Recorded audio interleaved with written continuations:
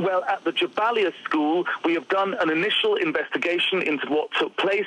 We are 99.9% certain there were no militants in the school or the compound. There was no militant activity in the school or in the school compound. If anybody, including the Israeli army, anybody has any evidence that there were people abusing our premises, we want to know, we want to find out what went on. It's in our interest to make sure that militants do not abuse our facilities, but we're 99.9% certain that yesterday there were no militants and no militant activity. And there is some question from the Israeli army about was this activity in the vicinity of the compound or in the compound, and that's more clarification that we need, because if it was in the streets outside, that of course is different from if they were in the compound itself.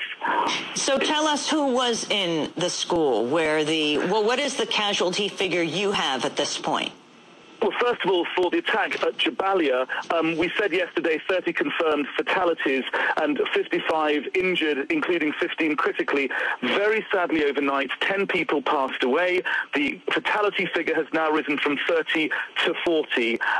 The people in the compound, over 1,300 people.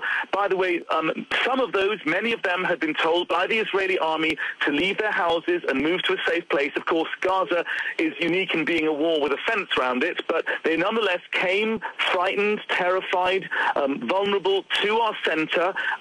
They were coming to what they thought was a neutral United Nations shelter, and then the rest is history. 40 people killed.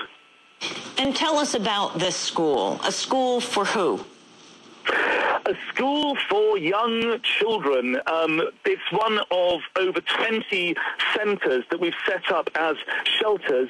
We've given the Israeli army the exact GPS coordinates of this building well before the conflict. We gave them the coordinates of all of our facilities in Gaza.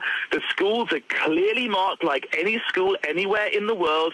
The famous blue UN colors, and in addition, a third source of where the school was and being clearly marked and all that, one assumes that when an army is doing house-to-house fighting in an area like this, it's got more detailed maps than anybody about which building is what. So, 3 sources, GPS coordinates, the fact that it was marked, and one assumes very accurate IDF maps to suggest that the IDF knew exactly what this building was.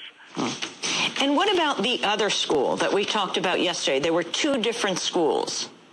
Well, there was an attack at a school called Asma a couple of nights back at 11:30 at night when 3 refugees went out into the compound of the school. They actually went to the toilet block in order to use the facilities.